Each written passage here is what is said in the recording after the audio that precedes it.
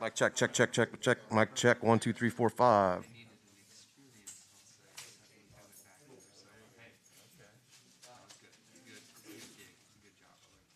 White balance.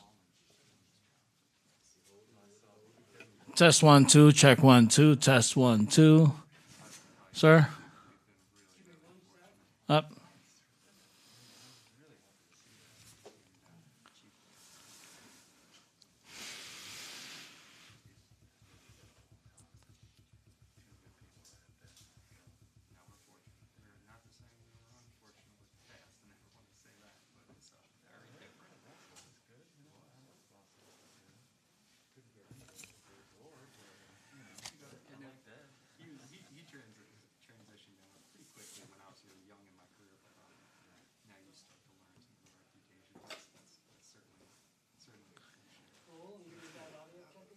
Test 1, 2. Check 1, 2. Test 1, 2.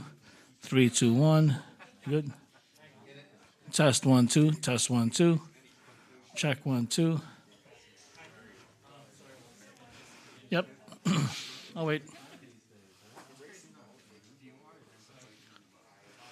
Check 1, 2. Check 1, 2. Test 3, 2, 1. 1, 2, 3. 3, 2, 1.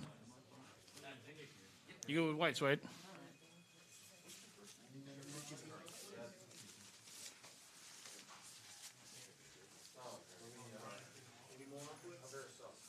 Test 1, 2. There should be enough input there.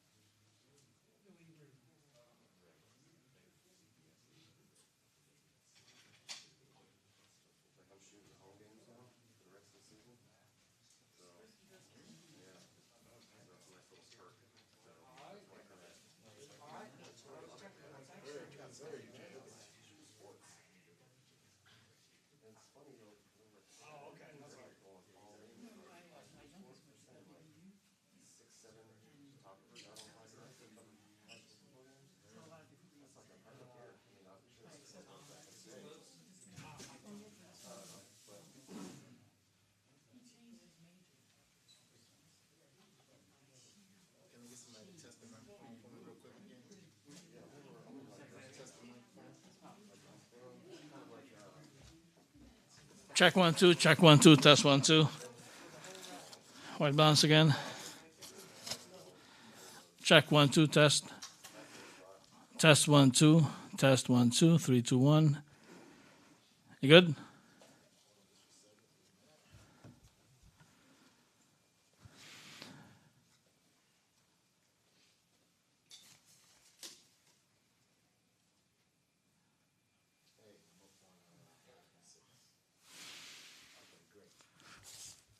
Test 1 2. Test 1 2. 3 2 1. 1 2 3.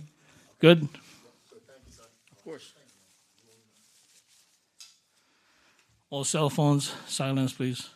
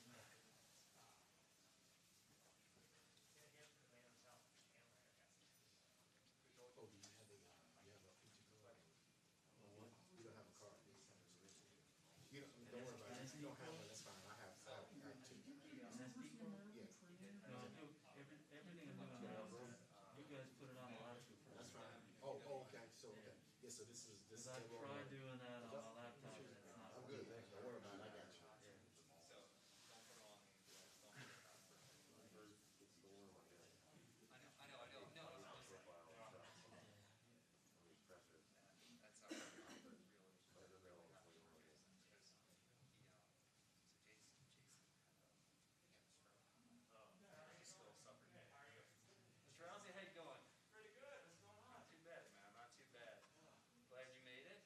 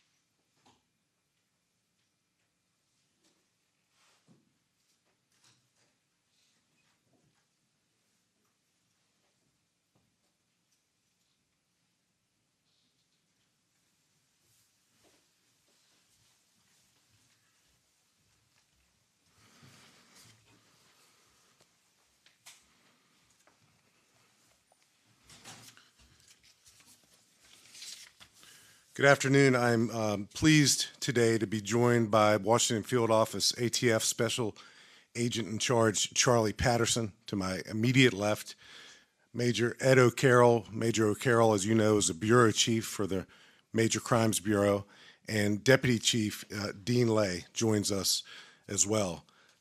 You're going to hear from Special Agent in Charge Charlie Patterson about the ATF's commitment to help out with the case where Nelson Cootie Bird Alexander was murdered just a few days ago. We continue to need help from our community to bring this killer to justice. And the ATF, in true form, and it's always been my experience over many, many years, the ATF is usually first at the table with local law enforcement in cases like this.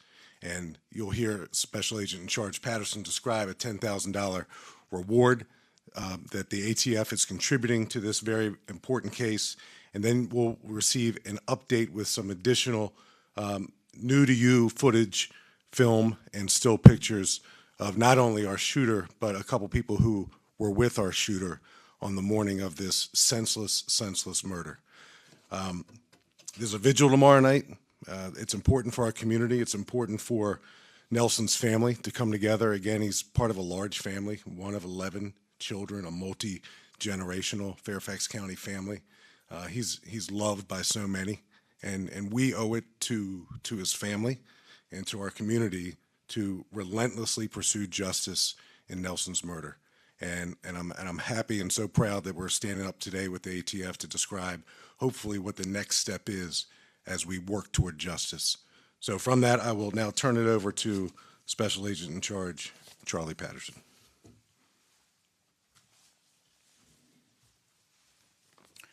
Thank you, Chief. Good afternoon, everyone. My name is Charlie Patterson. I'm the Special Agent in Charge of the ATF Washington Field Division. My team and I were briefed on the circumstances surrounding this investigation. And on behalf of the men and women of ATF, I would like to offer our deepest condolences to the Alexander family. What happened to Mr. Alexander was an absolute tragedy and unacceptable. ATF agents work in partnership with Fairfax County Police Department every day to combat gun violence, to disrupt the shooting cycle, and this case is no exception. I pledge the full support of ATF's assistance to the Fairfax County Police Department in finding the person responsible for this horrific act of violence and to ensure that this person is brought to justice.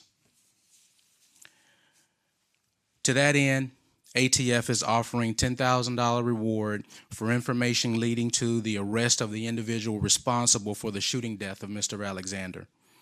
In addition to the reward offered, we have made all of our investigative, analytical, and laboratory resources available to assist in this investigation. We know there are individuals out there who have information about this crime, and we are asking you to come forward and do the right thing.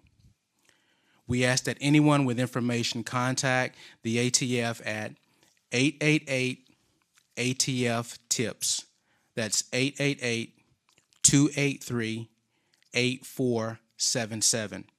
Or by calling the Fairfax County Crime Solvers at 866-411-TIPS. That's 866-411-8477. Individuals who call can remain anonymous. We implore anyone with information about this senseless act to give us a call. Thank you, Chief.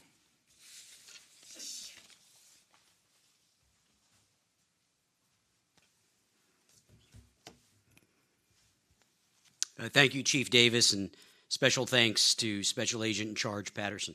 We appreciate the support of the ATF and their generous and supportive donation to help close this case. As introduced, I'm Bureau Chief Ed O'Carroll, command the Major Crimes Cyber and Forensics, Fairfax County, Virginia Police Department. 9 days ago, on October 20th, our community suffered a very tragic and senseless loss with the murder of Nelson Alexander Sr., who was murdered at the Wells Fargo Bank ATM in Falls Church, which is in the 2900 block of Annandale Road. It's at 5:20 in the morning, and as we've previously shared, Nelson was just stopping at an ATM on his way to work. Since that time, over these 9 days, our homicide detectives have not stopped searching for answers, clues of where this killer is. We are dedicated to closure, and will hold that person or persons responsible. Thank you. We have been inundated with tips from the community. The community has answered the call. We've received a lot of information. They have all been very helpful. But we ask you to look again at the photographs that we've shared, the photographs and video that we're going to share today. Some of it is new, and it's what we uncovered, and it will help solve this case. So if you recognize these suspects, we urge you to call law enforcement, the Fairfax County Police Department, or the ATF. And we do, at this time, want to share a video, very critical video, that identifies not only our killer, but the two individuals that our killer was associated with when they entered Fairfax County just several hours before the murder. And I'm going to talk a little bit more. We do think they were involved in criminal activity prior to that very tragic moment at 5:20 a.m. So I think the sergeant is going to play the video for us. Thank you.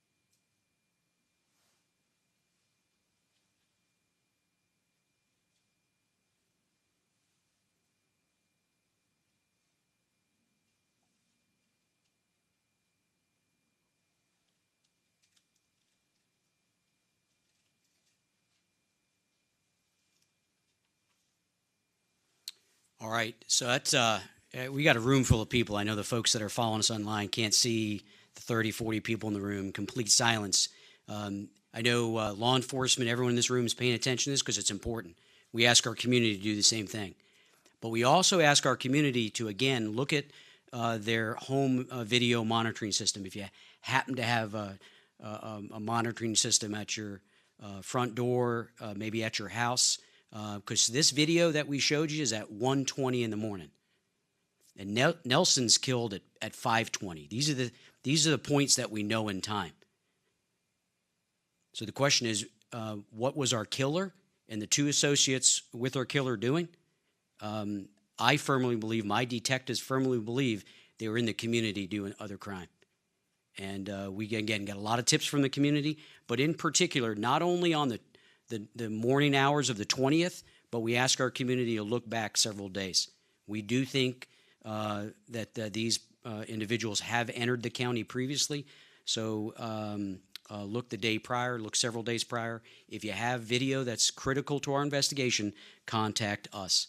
Of note, we showed you a video or the still photo of the 2009 Nissan Murano.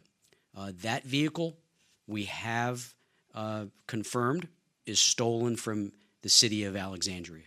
We've put that investigative lead to work because it matches the description of what we have seen in the video, and we have shown it to you. That's leaving the scene of the murder.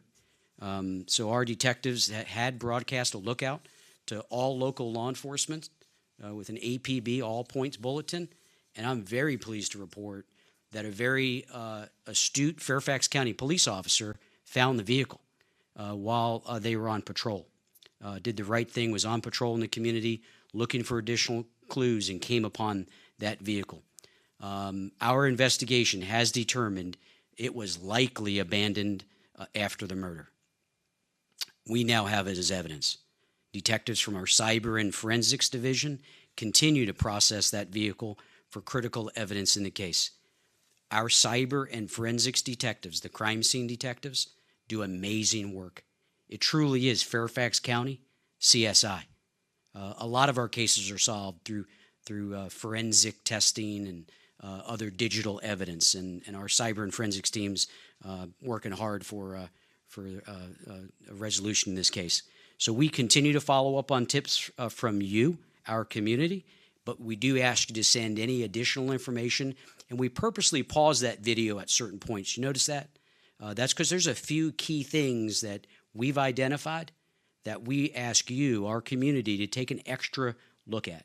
You know, what cup was being held? Where's that backpack from?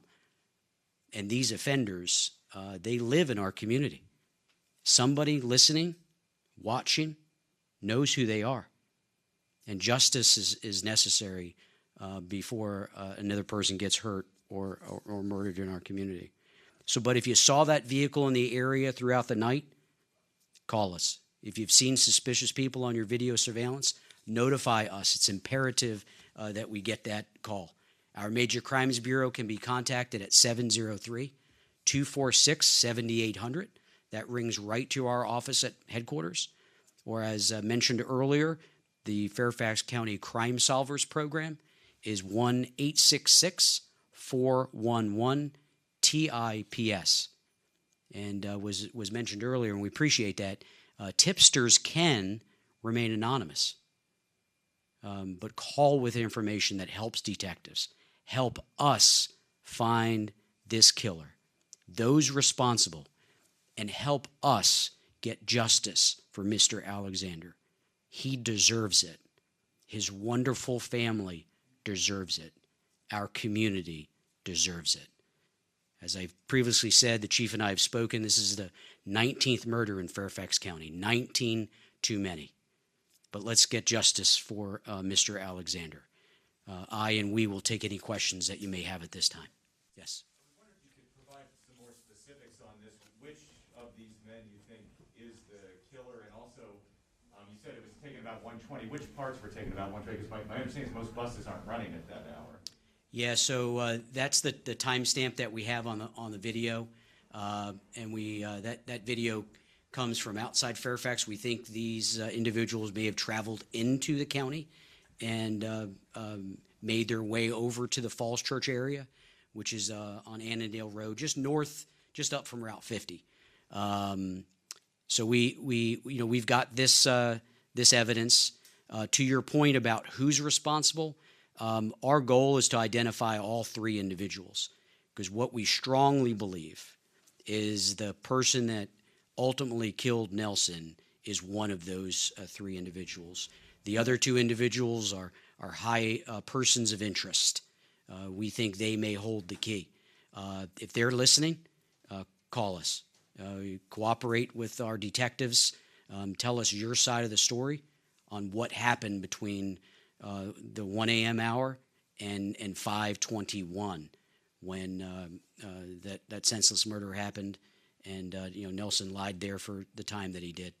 So this is a bus. This is taken outside of Fairfax County, and can you say if it's a Metro bus or where it is? So I would say we've got lots of video. This is from Metro. They've been supportive. All of our partners.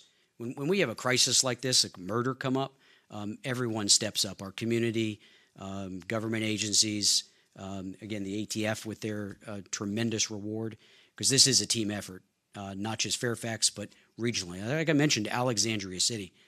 Our detectives and analysts quickly figured out that this vehicle is stolen from here and abandoned there. And we've got a lot of evidence in this case. We're still sifting through it. We've got a lot of digital evidence, video. We wanted to share you what we thought was the most critical pieces of video. So someone out there says, I know this person. They live on my street. I work with them, or I heard someone say, and fill in the blank. Could you specify which Metro stop they got on and hopped off? Yeah, I'm not going to get that specific, Sarah. Thanks for asking. We want people to be open-minded. This might not be the only appearance they made traversing, the NCR. They might have been other places just prior. So we ask everyone to think back to the 20th, to the late hours of the 19th into the 20th. Because, again, we got some fixed points. We know the murder happens at 5:20. We're real curious what happened prior, and definitely how they got out of that area. If this vehicle's abandoned about a half mile from the scene, how did they get back to where they are? Major, what other crimes do you think that they were involved in before the murder?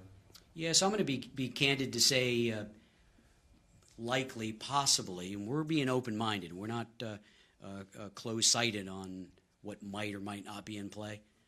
Maybe stealing cars, breaking into cars, looking for crimes of opportunity. I said this at the last press conference. I think Mr. Alexander was probably quite surprised about what happened to him on the 20th. You saw him pull up, left his door open, went to the ATM. He thought it would be a brief transaction. There was probably not many, if anyone, around. And I think our killer stumbled upon that opportunity. Our big question is, why did it turn so deadly?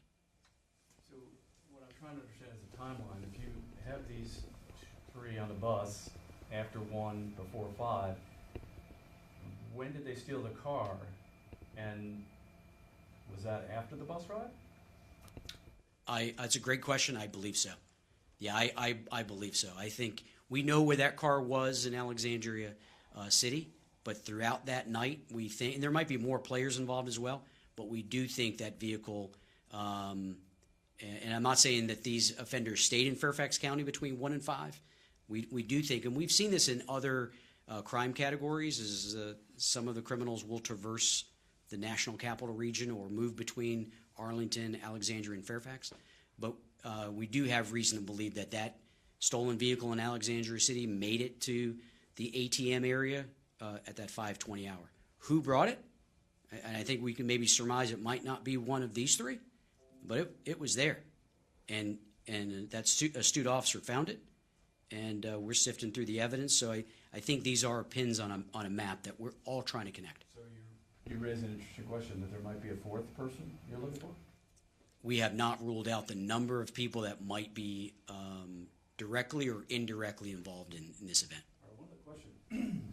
I know ATF tries to get DNA off of shell casings. I don't know how many shots were fired that morning. I don't know if you have shell casings, but I take it you're using that.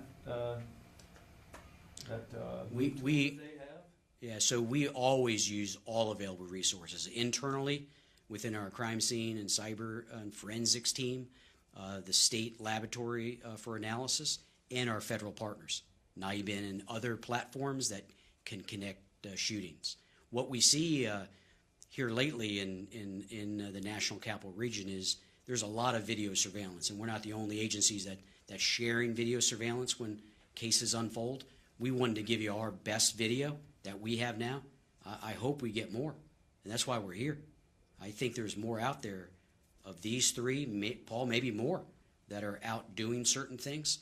The video that we have displayed to you about what happens at the ATM, we see that single killer, right? We don't see the others. Just to switch topics, I have a question for Chief Kevin Davis. We've got incredible information, wondering if you can share anything about a possible threat to shopping centers in the area and malls. And I'm going to transition and answer your question, but any final questions on this particular case, Sierra? How old do you believe the alleged suspects are? They're young men. There's probably little doubt about that, but I don't want to get more specific than to otherwise describe them as young men. Major O'Carroll mentioned obviously the assistance of ATF, which we're always very grateful for, the Alexandria Police Department, but the Metropolitan Police Department of Washington, D.C. has been very helpful as well, and the Metropolitan Transit Authority Police Department has also been very helpful. Real quick, can you talk about disclose any evidence from the car itself that was abandoned? No, not at this time. We're still going through that and collecting it. We made a plea, rather, both Major O'Carroll and I did, for the shooter to turn himself in a few days ago, I think on Saturday.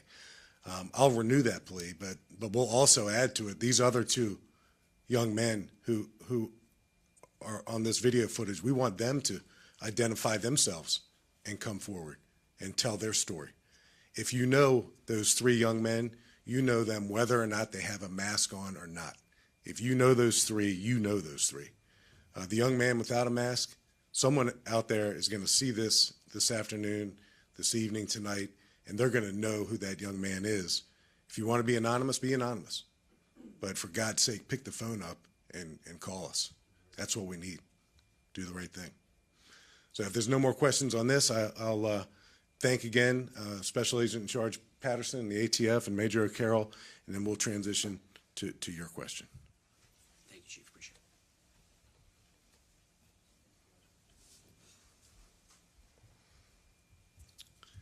So the transition question, again, it's important, and it's a message for our community for this weekend.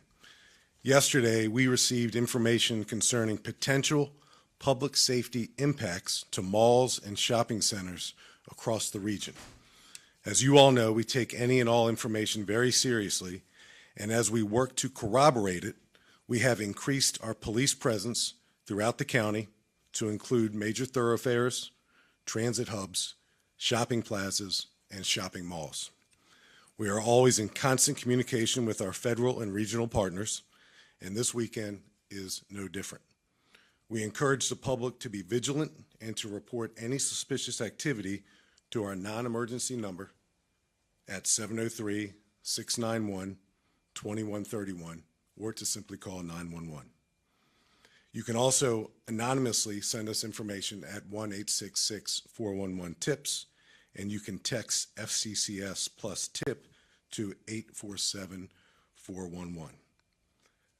Any follow-up questions? Just a few follow-up questions. Can you tell whether or not this may be a foreign or domestic terror group, and are you taking this threat as credible? You're not telling the public to avoid any of these malls or shopping center areas at this time. Well, the law enforcement community in the National Capital Region, and even a little bit beyond that in the DMV, is, in my opinion, and I'm biased, the most collaborative law enforcement community on the planet. So we're constantly sharing information, and that's just what this is. This is information. And because we receive information that has a public safety value to it, it's just our responsibility to have a greater presence, to be more aware, and to ask the community to have their eyes and ears peeled for suspicious activities. So it's a regional it's a regional matter, and we're taking it seriously. We go into every holiday weekend, whether it's Halloween or Thanksgiving or Christmas, with increased patrols. So our increased patrols are out there. We have an election coming up next Tuesday where we'll have increased patrols throughout the next several days, in an abundance of caution, because that's what we do as a public safety agency.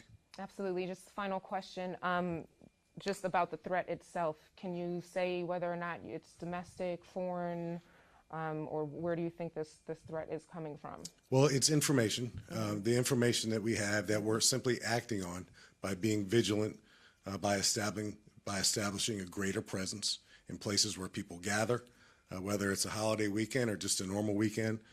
It's information that we're now aware of, and because we're aware of this information, and again, it's information that's regional, we're taking the appropriate, responsible actions to ensure that the community knows that we take all information about their safety very seriously. What types Sierra? of threats and suspicious activity are you hearing about? Bomb threats? No, Sierra, it's just information that's prompting us to put some additional assets, marked patrol cars, uniformed police officers at places where people shop, where they recreate, where they gather, where they go to dinner. It's a holiday weekend coming up. It's a long weekend. Monday, there's no school in Fairfax County. Tuesday's election day. So it's a time where the Fairfax County Police Department is going to be hyper-vigilant regarding any and all public safety matters. It's just our responsibility to have that type of presence in our community. So it's simply information that we received. The information speaks to concerns at places like shopping malls and shopping centers. And because we have so many here in the county and the region has so many, I think a lot of folks in the law enforcement community are taking this information seriously by increasing patrols and increasing a presence. Just a final one, sorry. Has any individual or individuals been identified yet? No, ma'am, not to my knowledge. Again, we receive information. Sometimes the information we receive is not with great specificity, but we have to respond to it nonetheless. And that's what we've done with this information. We're simply being proactive. We're acting with an abundance of caution in the best interests of those who reside here in the county, who will be visiting the county throughout the weekend. And it's our responsibility always, but when we get information like this, it's incumbent upon us to act on it, and that's what we're doing. Paul? I understand you're being deliberately vague here, but is there a reason why you feel that what you have is credible enough to warn the public? So, Paul, we're on the receiving end of this information. Federal, state, and local law enforcement, we speak constantly. We share human resources, and because of our tight relationships, we're always aware of information that can potentially have an impact on public safety. So this is simply us taking in information that has caused us to increase our presence in the community. I don't have anything more specific beyond that to share. If I did, I would share it because it would be my responsibility to share it. And just to be clear, you said for all holidays you guys increase patrol, but this is extra patrol due to this alleged potential information that you... No, Sierra, I think this is consistent with the Independence Day, the 4th of July, Memorial Day, Labor Day, the Halloween season, Thanksgiving, Christmas, Hanukkah. We're always moving our folks around, our police officers, to be responsive to information, to be responsive to crime trends and crime patterns, to be responsive to community concerns. And that's simply what we're doing here. Thank you. Yes, sir. So what kind of form of the threat that you guys receive, like, by someone calling into your office or someone send a mail or, to the shopping mall or something like that? Where does threat come from, in what form? So if I understand your question, we're constantly in the National Capital Region speaking with our local partners, police, fire and rescue, speaking with our state partners, speaking with those who work in federal law enforcement in the DMV. So information is constantly flowing back and forth. And when we receive information, like we did over the last 24 hours, that we think we need to act on, we act on it. And that's all we're doing in this case. Out of an abundance of caution going into this long weekend, we have ramped up our presence at places where people shop, at places where people recreate, gather, dine. It's our responsibility to do that. We routinely do this. This is nothing necessarily out of the ordinary for us to ramp up a police presence during a holiday weekend, and that's simply what we're doing in this case. I just want to clarify a little bit. Is that like the threat from the internet or the phone or someone in the mail? Like, Yeah, I'll describe the information that we received as information that has been shared with the public safety, or within the public safety community. And those of us in public safety simply have a responsibility to react to it. And that's what we're doing. It's our responsibility to the community to do so, and that's what we're doing over the next few days. Thank you.